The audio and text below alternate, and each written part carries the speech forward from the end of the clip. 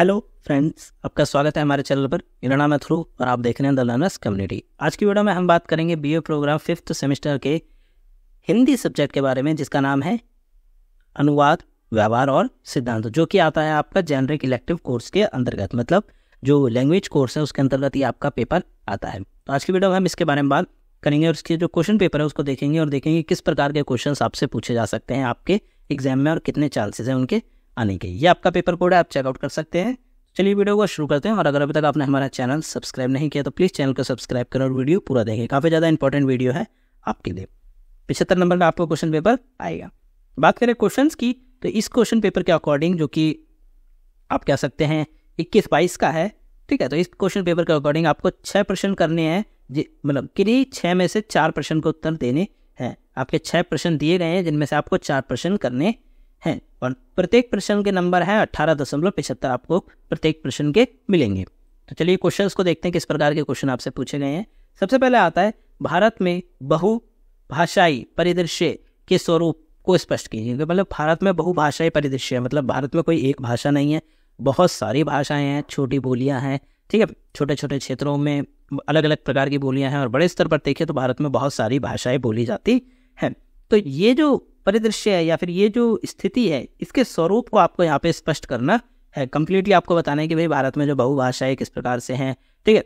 अलग अलग क्षेत्रों में जो भाषाएं बोली जाती हैं उनके बारे में भी आपको यहाँ पे एक्सप्लेन करना है। सेकंड क्वेश्चन देखें, किन्हीं दो प्रयुक्त क्षेत्रों की पारिभाषिक शब्दावली की तुलना कीजिए। देखो यहाँ पूछा गया कि किन्हीं दो प्रयुक्त क्षेत्रों में, कोई भी दो क्षेत्रों में जो पारिभाषिक शब्दावली होती है, जो डिक्शनरीज बनाई जाती है क्षेत्रों के लिए, उनका आपको यहाँ पे क्या करनी है, तुलना करनी है। इस क्वेश्चन में भाई किन्हीं भी दो प्रकार की आप क्षेत्रों की डिक्शनरी को ले सकते हैं, उनके बीच में आपको यहाँ पे तुलना करके बतानी है कि किस प्रकार की अंतर देखे जा सकते हैं, किस प्रकार की समानताएं देखने को मिल सकती है। क्वेश्चन नंबर 3 की बात करें, अनुवाद की व्यावसायिक संभावनाओं पर प्रकाश डालिए। भाई अनुवाद की जो व्यावसायिक संभावना से तात्पर्य है कि कोई व्यक्ति अनुवाद को कमर्शियली के लिए यूज़ करता है। मतलब ट्रांसलेशन का जो प्रोसेस है किसी एक भाषा से दूसरी भाषा में करने के लिए, उसको कमर्शियली अगर यूज़ करते हैं तो उसकी संभावनाओं के ऊपर आपको यहाँ पर प्रकाश डालना है। मतलब कि अनुवाद को क्या हम व्यावसायिक क्षेत्र में यूज़ कर सकते हैं और कर सकते हैं तो किस प्रकार, और क्या वो लाभकारी है या नहीं, इस प्रकार से आपको यहाँ पर बताना है। तो जैसा कि आपको पता ही होगा भाई, ट्रांसलेशन का जो प्रोसेस है काफ़ी ज़्यादा इंपॉर्टेंट है, ठीक है। एक भाषा से जो दूसरी भाषा में ट्रांसलेशन का जो प्रोसेस है काफ़ी ज़्यादा आप कह सकते हैं इंपॉर्टेंट भी है और काफ़ी लोग इसका प्रयोग करते भी हैं। तो व्यावसायिक क्षेत्र में भी इसकी अच्छी खासी संभावनाएं हैं। बस व्यक्ति को जो अनुवाद की प्रक्रिया है वो अच्छे प्रकार से आनी चाहिए। तो इस प्रकार से यहाँ पे आपको व्यावसायिक से रिलेटेड जो भी अनुवाद के बारे में वो आपको यहाँ पे बता देना है। क्वेश्चन नंबर 4 की बात करें, अनुवाद की प्रक्रिया को स्पष्ट करिए। कि भाई अनुवाद की जो प्रक्रिया है उसको आपको यहाँ पे स्पष्ट करना है कि अनुवाद किस प्रकार होता है। पहले हम जो लैंग्वेज में आप कह सकते हैं कि एक सोर्स होती है, एक टारगेट होती है। सोर्स लैंग्वेज वो होती है जिसमें जो कि ओरिजिनल होती है, और टारगेट वो होती है कि भाई हिंदी से अगर मैंने इंग्लिश में कहा तो इंग्लिश टारगेट लैंग्वेज हो गई और हिंदी सोर्स लैंग्वेज हो गई। तो अनुवाद की प्रक्रिया में क्या होता है कि भाई पहले हम सोर्स लैंग्वेज जो है, ओरिजिनल लैंग्वेज, उसको पढ़ेंगे, उसको समझेंगे, उसके बाद ही हम अन्य लैंग्वेज में उस चीज़ के जो शब्द हैं और बाकी चीज़ें उनको ढूंढ पाएंगे अन्य लैंग्वेज में, और देन उसको वहाँ पे हम क्या करेंगे, ट्रांसलेट करेंगे या अनुवाद करेंगे। तो इस प्रकार से इसकी कंप्लीट जो अनुवाद की प्रक्रिया है इसको आपको यहाँ पे स्पष्ट करना है। क्वेश्चन नंबर 5 की बात करें, सृजनात्मक साहित्य के क्षेत्र में अनुवाद की विशेषताएं बताइए। सृजनात्मक साहित्य, जो साहित्य लिखे गए हैं उस क्षेत्र में अनुवाद की क्या विशेषताएं हैं, क्योंकि ऐसा तो नहीं है कि जो साहित्य लिखे गए हैं वो केवल एक ही भाषा में उपलब्ध है। नहीं, उन साहित्यों को अनुवादित करके अन्य अन्य भाषाओं में तब्दील किया गया है, बनाया गया है। तो यहाँ पे आपको अनुवाद की विशेषताओं को यहाँ पे स्पष्ट करना है। बात करें छठे क्वेश्चन की, जो कि काफ़ी ज़्यादा इंपॉर्टेंट है और मोस्ट ऑफ द पूछा जाने वाला क्वेश्चन आप कह सकते हैं, ठीक है, कि इस क्वेश्चन से रिलेटेड तो आपसे पूछा ही जाएगा। शायद क्वेश्चन में शब्द बदल जाए परंतु क्वेश्चन तो आपसे पूछे जाने के चांसेस बहुत ज़्यादा हैं।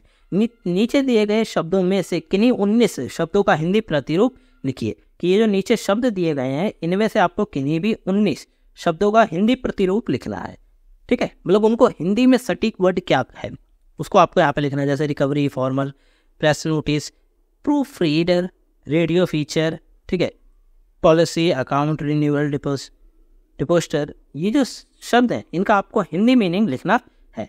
बेसिकली आपकी बुक में अगर आप देखेंगे तो आपको एक चैप्टर में ऐसे शब्द दिए गए हैं जिनको आप कवर कर सकते हैं, उनके हिंदी मीनिंग जान सकते हैं बुक में देख के, तो काफ़ी हेल्पफुल रहेगा। बिकॉज अगर एग्जाम में आपसे पूछा जाता है तो आपको इनका सही सटीक जो शब्द हिंदी में दिया गया है वो शब्द आपको यहाँ पे लिखना होगा।